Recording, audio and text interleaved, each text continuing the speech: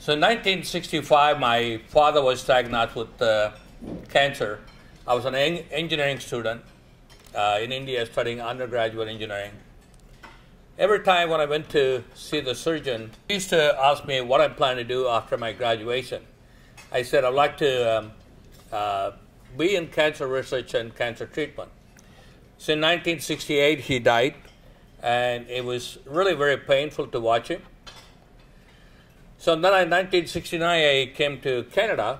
That was my first trip outside India.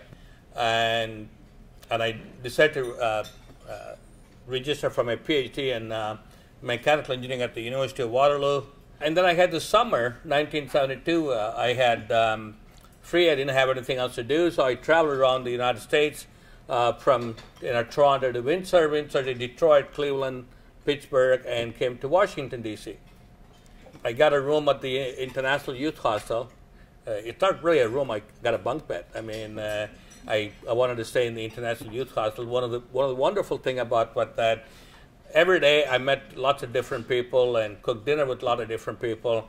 So looking at people's faces or their accent, I can figure out what part of the world they're from. So I really fell in love with Washington, D.C. I said, I'm going to look for a job and I'm going to spend 2 weeks before I go to New York. So one of the radiation oncologists from then Freedman's Hospital, now Howard University Hospital, was looking for an engineer to work with in developing instrumentation for cancer research and treating patients, customized devices.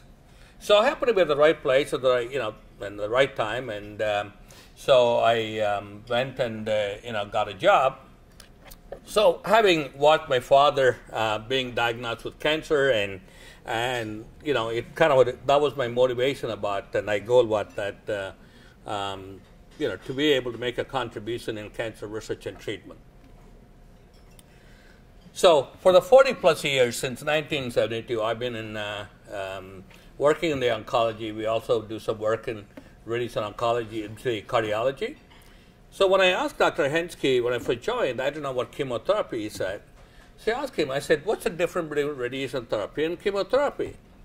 He said, radiation therapy is a localized radiation treatment. Chemotherapy is like a whole body radiation. Wow.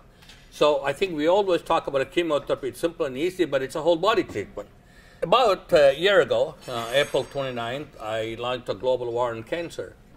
There's really a lot of misunderstanding when the politicians talk about war on cancer, cure for cancer, or race for cure, because we are curing. We are curing more than 60% of the cancers today, and every patient who comes with early disease, we're treating them and curing them. The sad part of it is that 43 years ago when I entered the field, we treated early disease, localized, and cured them. And we didn't have much of a solution for people with metastasis and that are spread most of their body. And the story is the same. The only reason we're treating and curing more cancer patients today is that many of the patients are coming early because we have a lot of diagnostic tools. And so I launched the war, and the goal was that how do we go back and create a system of healthcare delivery that will reduce the incidence as well as that prevention, early detection, and effective treatment. So we kind of cure totally. And majority of the cancer patients today do not get the right treatment or the timely treatment. And of course, the medical professionals may disagree with that, but I think I see, having been traveled around more than 20 countries, and our products are used in every country in the world, I see the challenges that we have. What is the goal of our foundation? What we're trying to do is that proactive healthcare system. What's a proactive healthcare system? We're trying to create fully transparent system and focusing on clinical benefits, outcome, and cost, but also using a total health. What's a total health? Total health is defined as prevention, early detection, effective treatment, and total cure. So our goal is that the foundation goes to making quality healthcare and education affordable and accessible. When you talk about healthcare, we can't separate the education. We need the education. We need a trained staff. In many parts of the world, including the United States, I can tell you we often find difficult to have adequate number of trained professionals to provide the services. So the goal of the foundation is to create a hub and spoke model. So what's a hub and spoke model? In a mobile clinic and express clinic, linked to your medical centers, general medical center, linked to your super specialty medical center. The reason I'm calling medical center versus hospital is that I'm not sure the hospital is the right approach for today's challenges. We have many patients die because of the infection they pick up at the hospital or the misadministration. And the other thing is that today, 90% of the procedures, medical procedures, are outpatient procedures. 99% of the medical procedures are non-emergency. There's no reason they have to be in an urban area. So our goal is to create the medical centers. We'll have some beds, and the mobile clinic could go to the remote area, even in an urban area, to come and do the physical and lots of other exams. So there's a way we can do the medical and super specialty medical center. So many countries in Africa, they may have only one machine, radiation therapy machine, that are treating patients, maybe 50, 100 million people, and that one machine happened to be a machine made by us and 40 years old. So globally, we have a huge shortage of radiation therapy delivery system, both simple and advanced technologies. So what is the reason today that the entire world has challenges? We talk about terrorism, we talk about the healthcare cost, the education, and the countries are spending trillions and trillions of dollars in weaponry. And so you go back and look at that. What are the reasons? There are few words will describe the entire cost of our problems, our challenges in every part of the world. Corruption. It exists in every part of the world. I can tell you that that's one biggest danger that the society faces because the corruption increases the cost. So in America, we don't think we have corruption, but we call it differently. We call that campaign contribution. So that's what we call it in America. We don't call that a corruption. Discrimination. We talk about discrimination of various kinds, whether it's gender or race, and there's lots of discrimination. In 1977, I found the company Best Medical because I want to be the best in whatever I'm doing. And since then, I bought, the last 10 years, I bought a number of companies. In medicine, the biggest cost is the technology. So my goal was that I'm an engineer. I understand manufacturing. I understand the cost of manufacturing. So in manufacturing, quality and price depends on quantity. So my goal is that what I want to do with cancer, I need to have the technology. You know, I have a drug company and I got a manufacturing company. We manufacture practically all the low tech and medium tech and the high tech for radiation oncology because I understand what the cost is. My goal is to set up a cancer centers around the world and so that we can make it affordable and accessible. So this is a collection of companies I bought over the last 10 years, and once I had more than one company under the Best umbrella, I called it a Teambest, so that all the companies will use one logo, and the goal is that healthcare for everyone, and we're a true partner.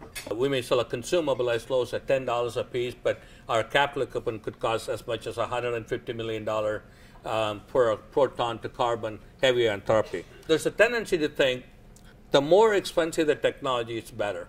It's a human psychology. So the whole idea about that, either it's a simple technology at high technology, all of them will work in good hands. Nothing will work in bad hands. Oftentimes, we don't focus on the importance of, the expertise and the experience, but we tend to focus on the technology. Honestly, I think the cobalt energy is the most ideal energy. One of our companies invented about 20 years ago called IMRT, Intensity Modulated Radiation Therapy. This program allows lower energy. So as a result, over the last 20 years, we've gone from 20, 25 MeV, 50 MeV Metatron to 6 MeV, and I think even 6 MeV is too high for some cases, so cobalt is a very ideal one.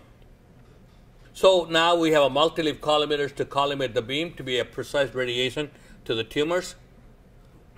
And we have more than 3,000 units worldwide, and practically every country in the world that has a cancer center, there's something that they need from us. And we're proud to have our machines last 30, 40 years in treating 200, 250 patients a day. One of the hospitals I visited about 2 years ago in Calcutta, India, they have about a 30-year-old machine, no service contract. They're treating 250 patients a day and 7 days a week continuously, and they're using our machine, and that we sold them 30 years ago. One other thing we want to do was that we want to set up a demo site for all our products and create a model center. And so I bought a hospital about 3 years ago in Pittsburgh, Pennsylvania, and that was closed down. And so we're planning to set up a bestcure health system demo site for all our products, from the low tech to medium tech to high tech. The goal is to reduce the cost of healthcare by 30%. And about 6 years ago, I wrote a letter to President Obama saying, we spent $2.5 trillion during 2009 in the United States of America. We could have saved 30% of it, $750 billion. I gave my letter to Obama to one of the senior technical officers of the President Obama. 3 years later, Institute of Medicine in Washington, D.C. spent $50 million, wrote a report, in September 2012 released a report saying exactly what I said. We could have saved $750 billion of the $2.5 trillion, and recommending the same thing I had promoted, which is prevention, early detection, effective treatment, and a proactive healthcare where you have full transparency on clinical benefits and outcome and cost. So our goal is the bestcure health system, and again, increase the transparency through bestcure proactive healthcare. Because today, in the United States of America, we spend $4 trillion for healthcare. The insurance company don't trust the providers, healthcare providers, and the healthcare providers don't trust the insurance company. The patients don't trust either of them. So, I mean, we spend $4 trillion, everybody's unhappy. So I think that we need to kind of find a way to change what we're doing. So what is our goal as a foundation is that we want to provide a purified drinking water and affordable sewer system in every part of the world by the end of next decade. By 2030, we want to be able to do that. And I also set up an organization. My father died of cancer, so my entire life is focused on, career is focused on that. I have to do something for my mother, and I said, how do I take her up? And I lost my mother, and I'm still bad about it.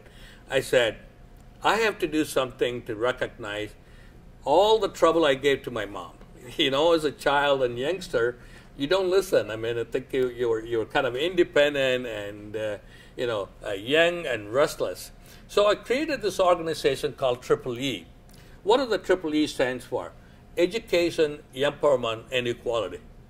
So we need to provide education to every woman. We need to provide them the empowerment and the equality. And I think the idea was that, like I said, we have to make sure we're treating women appropriately and give them the respect they deserve. Having spent 45 years in healthcare, have thousands of friends in the medical profession, doing business in practically every country in the world, we can reduce the death and the suffering from cancer, cardiac, diabetes, and many contagious diseases and other diseases.